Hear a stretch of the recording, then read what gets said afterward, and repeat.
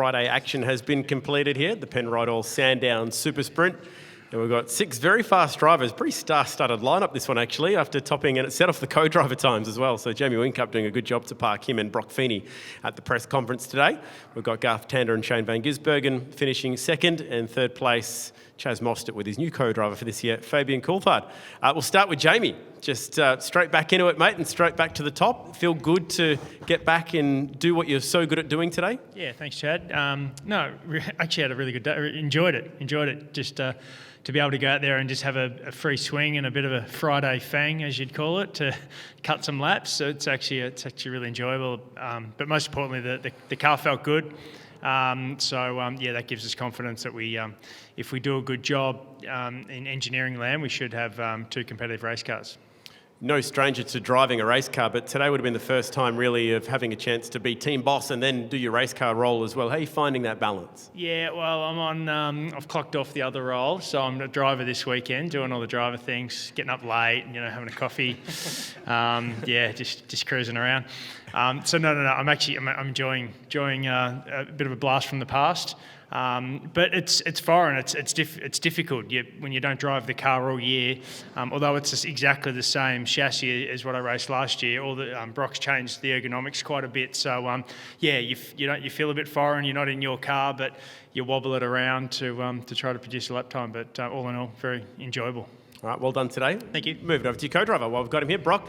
Your thoughts standing in the bunker and watching Jamie go out and do what Jamie does? Yeah, obviously it's pretty cool. First press conference, and it's because my co-driver topped the session, so bit of a weird one. But it's good. It's he's been putting in a bit of work, and we've been go-karting and that together, and obviously working together at the test days and ride days. So it's the first time it feels real that he's actually my co-driver today when he drives out for a first session. So. It's obviously good. 1-2 in the session obviously shows that we got a competitive car this weekend, but also 2 good drivers for Bathurst. So, looking forward to this weekend first. And, I'm sure when we roll up to Bathurst, we got 2 solid drivers with us. Is it a weird dynamic having your co-driver as your boss? It is, but it's just normal for us, you know what I mean? It's how we've worked all year, and it's not really that bossiness that he's given me at the moment. He's trying to help me and build me up, and I suppose we've sort of had that co-drive relationship all year, and he's there to try and help me as much as he can. So doesn't really change too much. All right, well done. We'll see you back out on track tomorrow. We'll go to Garth. You were so close to driving here properly last year when it all kicked off. Was it good to get out there and actually do some Sandown laps today? It was great. Car, like Jamie, car was really nice straight away. Felt really comfortable. I mean, I'm probably a bit more fortunate as it's the same ergo, same seat, same everything that Shane and I have shared since I joined the team. So just jumped straight in, felt really comfortable, and was able just to get on to do some tuning with the car, and had a quick chat before the session as to how the car was for Shane in the first practice session, and then I was able to feel that and then sort of hopefully contribute to improving the car for tomorrow. Do you miss racing here? It's a pretty cool joint. Actually, Jamie and I were talking in the truck as we were getting changed. He's like, you'll go for a burn, and then you go for a burn, and you come back and go, that was pretty cool. It's a great circuit. It's a great layout. It's a great challenge. I mean, it's unique because it's got 375,000 different surfaces out there, and grip's different on every single one of them. But that's what makes it such a good challenge, and getting the car to flow the curbs and drive traction off the slow stuff, and all that stuff that, race car driver chat that we all used to do when we thought we were awesome. It's good to be back doing that sort of stuff. Cool. Go to Shane for a grab of his thoughts watching Garth out there during that session, and just how cool it is to have a guy of Garth's experience out there for you. Yeah, it's cool. We don't get the outsider's perspective as much anymore with one enduro a year, so just sat in the back of the garage and watched the timing, listen to the engineers and both drivers, and it's good to listen to how they work and how Andrew communicates with all the guys as well. It was really cool. So good to get that perspective on things and see how the team works on the outside. And I had a pretty shitty session myself in the first practice, and got a lot of tips from the other drivers watching that session, because you see so much more when you're out of the car.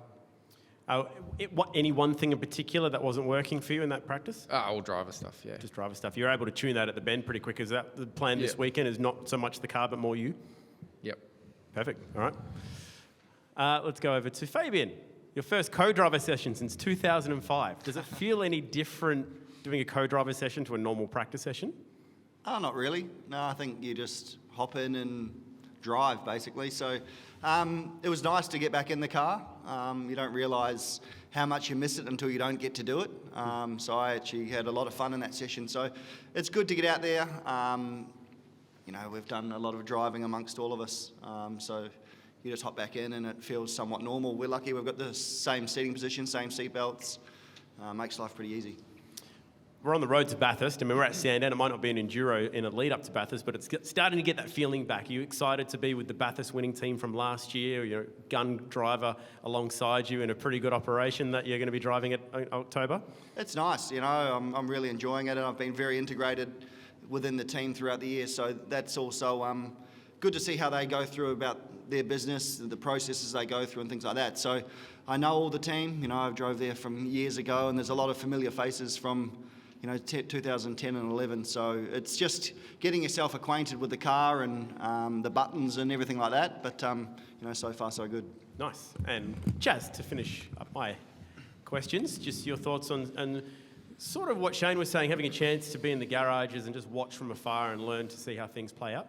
I think these co-driver sessions are always exciting when you see your car go out there, but it's weird vibe this weekend because there's no 500. I think the last couple of years where we just had the one enduro is just, I don't know. It's not my favourite type of year. I like the 3 enduro rounds that we used to do, and the 500 always led into Bathurst, which is super exciting. And I think it's a little bit unfair on the poor co-drivers that they don't get to race these cars as often as they, because obviously you enjoy it as you hear it. So this weekend's a little weird. I mean, obviously we're using Fabs a lot in that session to get that extra practice session this weekend to try and really tune the car up and really require his feedback to try and make the car as fast as possible. So had a swing at the car in that session and heard some of the comments coming back from Fab sound pretty positive. So we'll see what it's like in the rides and see how we go into practice tomorrow. So always trying to chase these other two cars next to us. They're pretty quick around here. They've got great form here.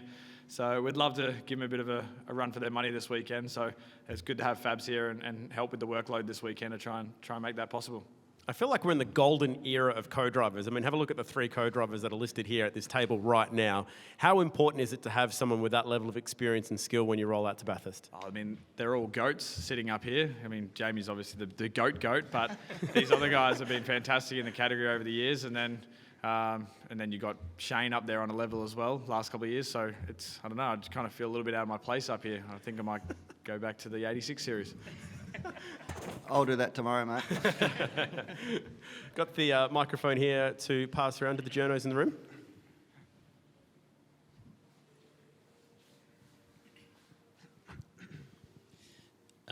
Fabs, I'll start with you. I guess after the frustration of last year and having to wait so long, how good is it to be back in a competitive supercar and feel like you're obviously able to compete for number 1 on the leaderboard?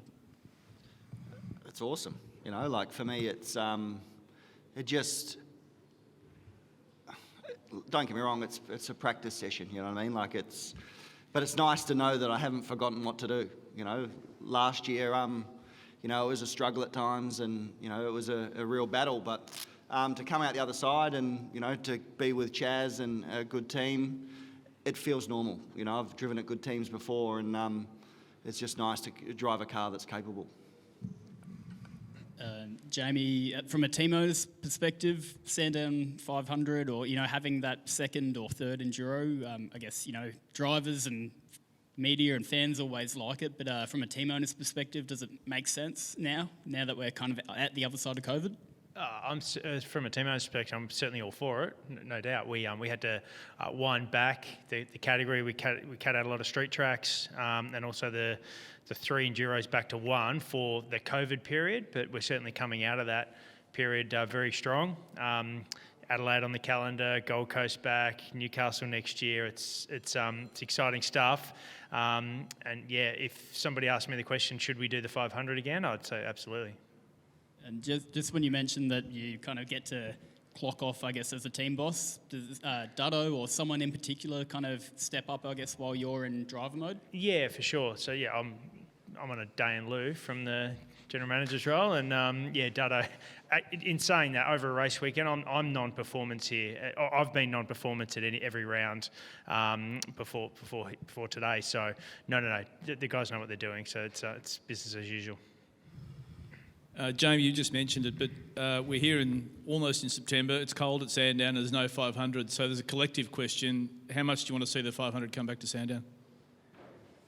Well, I couldn't get a park this morning. I'm about a kilometre that way, so it's not too bad.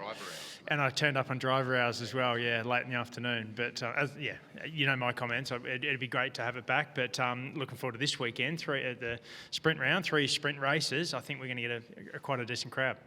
I think also for the other co-drivers that don't have the experience of the 3 of us sitting up here, having a 500k race prior to Bathurst is important, because we all 3 drivers all sat up here and spoke about how we contributed to developing the race car today. We didn't spend any time getting comfortable in the race car. We just got on with the job of trying to make their race cars faster for this weekend. So that's a massive advantage that we have over the inexperienced co-drivers, and I think giving those co-drivers that are racing the Dunlop series, your Cam Hills or your Declan Frasers or your Tyler Everingham's, a chance to do a 500k race prior to Bathurst. I think that it was always a curtain raiser, and I really think it should come back, because I think it's incredibly unfair. We have a massive advantage going to Bathurst given our experience. Having said that though, Garth, Chad mentioned it before, the golden era of co-drivers. You could nearly take all those co-drivers out, throw them in a 3-race weekend, and you would have a very competitive weekend, wouldn't you? Yeah, you would, but those with experience would be at the front. Yeah. So that doesn't change. And Jamie, just on the owner-driver, the principal driver type thing, you've got an advantage that no other team principal engineer has, is the fact that you get to drive this car at full noise and know exactly what these guys are talking about when they say that something may not feel right. Is that a massive advantage for you as a team boss? Well, the disadvantage is I know how much everything costs. So I last year I did not care less what anything cost. Go as hard as you can and hang it off the walls, So I've got that in the back of my mind. But no. It is what it is. I feel like I made the right call at the end of last year. It's great to be able to have an opportunity to come and drive the car this weekend. Did the speed comparison at the AGP. I don't know if you saw that, but had the big win on Sunday by half a car length. Did you guys see that? Yeah, no, it was huge. But anyway, as back onto what Garth said, if you're going to take on a young driver, certainly as a co-driver, if there was a 500, you probably take a bit more of a risk, because you can get a bit of a warm up here before going in cold into the 1000. So it's a good thing for bringing on young talent. The only thing I'll add for the Hello. The only thing I'll add to the 500 is the history of our sport, is the amount of races you've seen. The Brocky, Dickie Johnson battles, all that kind of stuff around here. It's kind of like we've forgot a little bit of how our normal calendar would go. And then same when you go to Gold Coast afterwards, and we used to have the Enduro Cup. There was another thing to play for, which we just don't quite have that for now. So, I mean, it's when you come to the Enduro's time, you're in the championship or out of it. I mean, if you're out of it, you put all this focus into trying to do these 3 big races strong at the end of the year. And it's quite rewarding if you do bag one of them. So we just don't quite have that. Fair enough. Jamie, just on the subject, you say how much things cost now as a team owner. Is there a big difference in cost running an enduro compared to what you guys would just have in a co-driver session today? Oh, well, the longer distance races, the big cost for the teams, apart from travel and people, is the wear and tear on the cars. Yeah, if anyone listening at home, you don't want to own one of these cars as a road car, because you do 5,000 Ks and you have to replace absolutely everything. They are expensive to run. So a long 500k race and a big 1,000k race at Bathurst, you got a lot of worn out and torn up bits. But that's what it's all about. We want to go racing. We don't care about what it costs to race. Gen 3 is a massive step in that direction, where we can tear panels off the cars and run them hard for longer, and not be blowing the bank. Cool. Thank you, guys. Thank you. Cheers. Best luck tomorrow.